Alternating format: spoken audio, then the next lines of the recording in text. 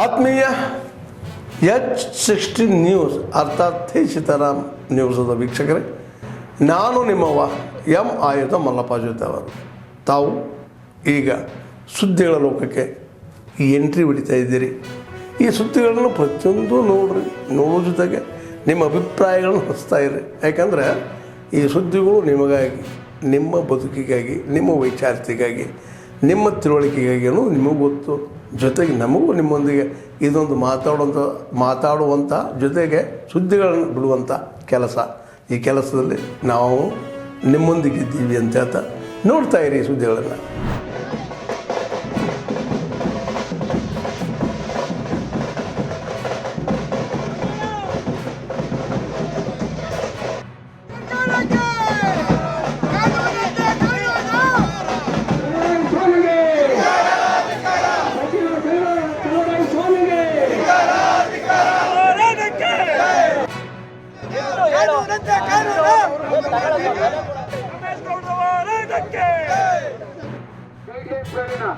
Guidelines value ಪ್ರಕಾರ ಇವತ್ತು ನೀವು ಟ್ಯಾಕ್ಸ್ ಅನ್ನು ಫಿಕ್ಸ್ ಮಾಡಿದ್ದೀರಿ. ಒಂದು ಬರ್ಡೇ ಪಾರ್ಟಿ ಸಹಿತ ಯಾರಾದ್ರೂ ಬಡವರು ಈ ಬೆಂಗಳೂರು ನಗರದಲ್ಲಿ ಬದುಕಾಗತ್ತಂದ್ರೆ ಈಗ ಹೊಸ ಒಂದು ಕಾಯ್ದೆ ಮಾಡ್ಕೊಂಡಿದ್ದೀರಿ. ಯಾರು ಟ್ಯಾಕ್ಸ್ ಕಟ್ಟೋದಿಲ್ಲ ಅವ್ರ ಮನೆಯನ್ನ ಸೀಸ್ ಮಾಡ್ಬೋದು ಅಂತ ಹೇಳ್ತೀರಿ.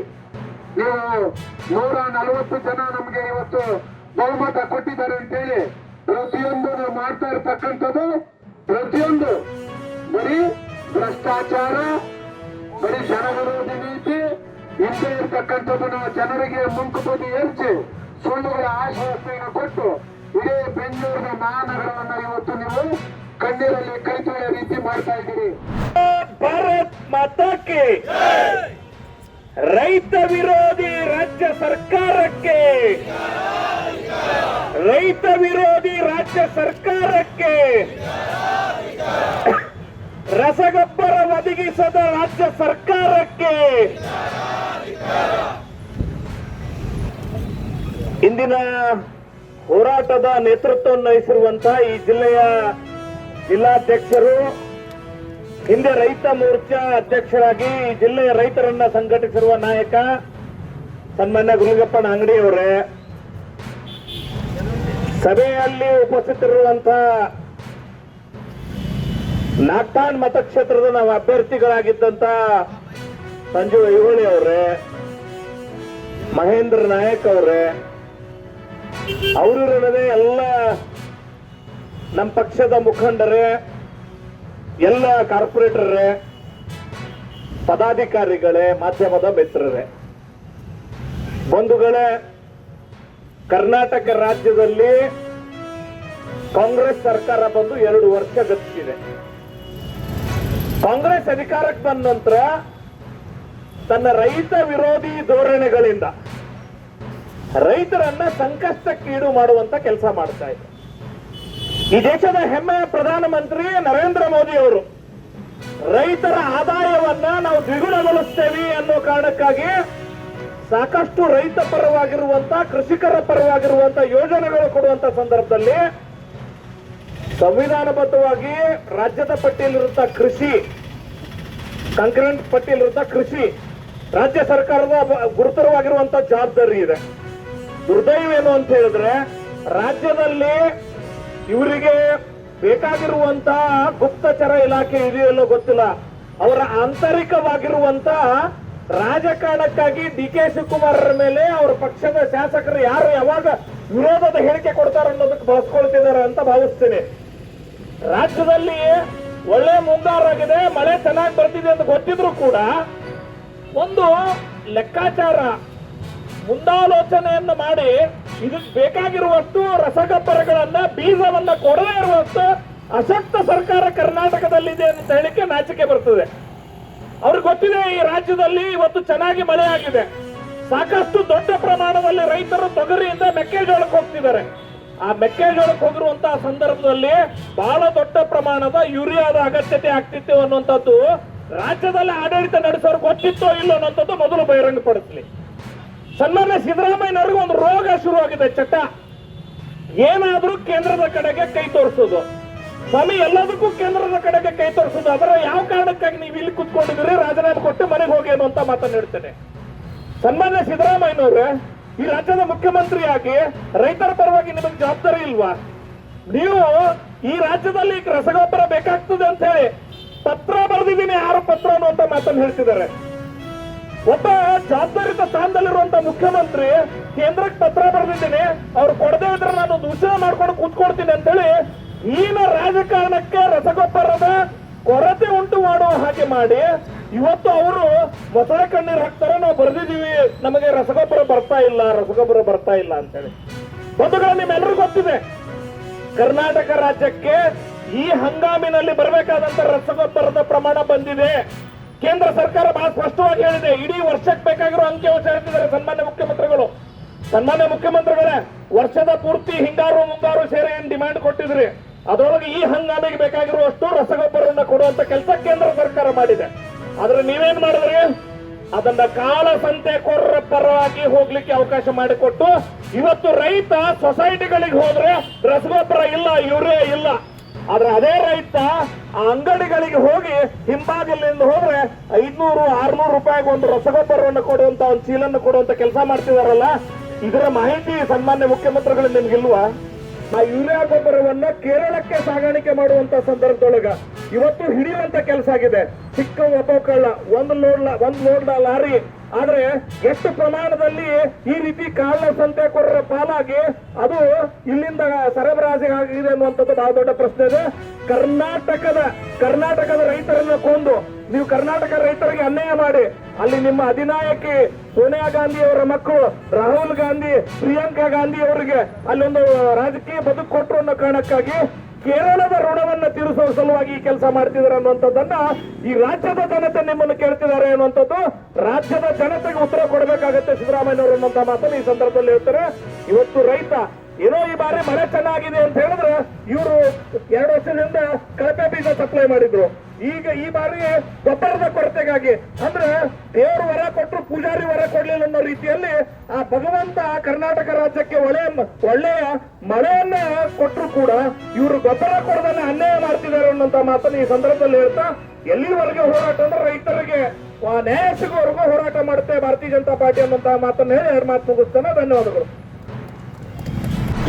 Already you know there was a small scale integration was there, and medium scale integration, large scale integration, very large scale integration.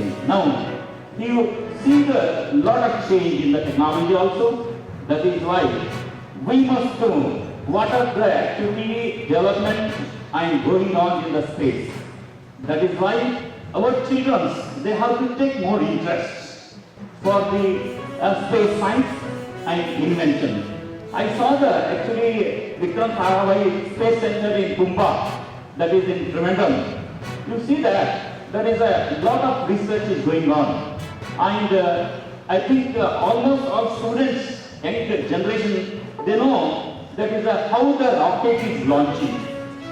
Almost all the SSLC students, they are knowing that is all physical parameters are converted in the form of the mathematical equations. Those equations are solved in the form of a integration. I think you know very well that is all the SSLC students, they are having the knowledge about that how the rockets are launching in the space. That is why all young generations, they have to take more interest in the space to lead a good life. Already all the dignitaries, they know that is how the days are changing. Now the small earlier our Naveen Kumar tool, to send the message from one place to communication from one place to another place, they used to a letter, that is a post office, they will very easy. Now the space science, you can send your email anywhere throughout the world. Almost 193 countries are there in the world.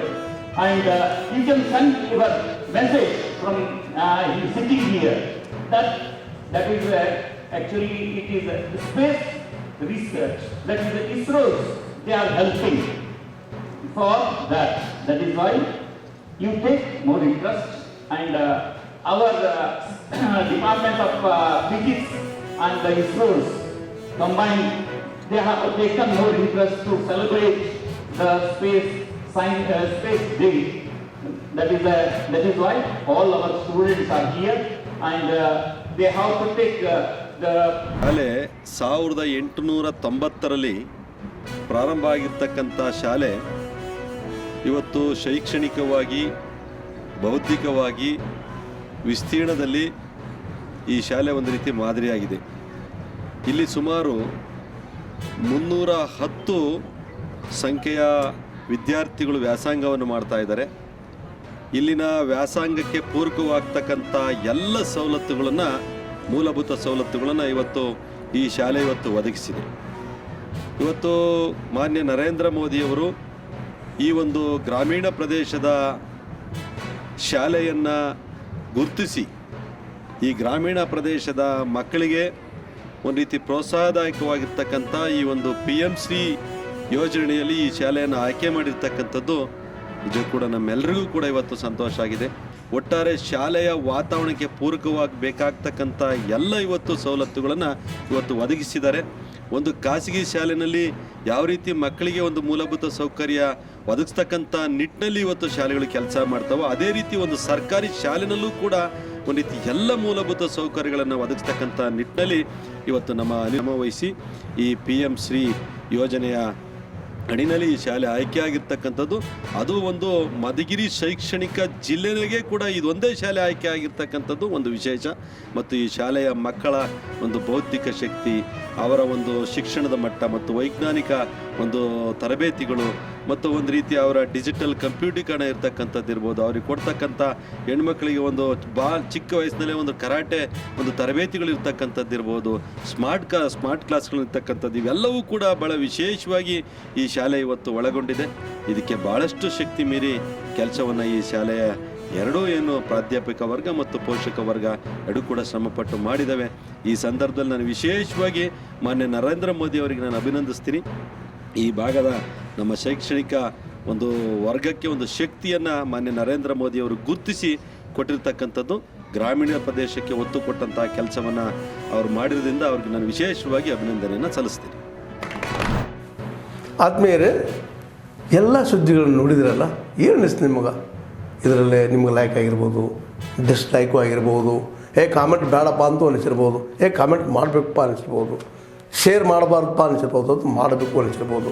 ಏನಾದರೂ ಆಗಲಿ share ಮಾಡ್ತಾಯಿರ್ರಿ, ಈ ನ್ಯೂಸ್ಗಳನ್ನ ಹಂಚ್ತಾ ಇರಿ, ಜೊತೆಗೆ ಇದಕ್ಕೆ subscribe ಆಗ್ತಾಯಿರಿ ಅಂತ ಹೇಳ್ತಾ H16 news ಅರ್ಥಾತ್ ಹೇ ಸೀತಾರಾಮ್, ಇದು ಸತ್ಯದ ಕೈಗೆ ನಡಿ. ವಂದನೆಗಳು.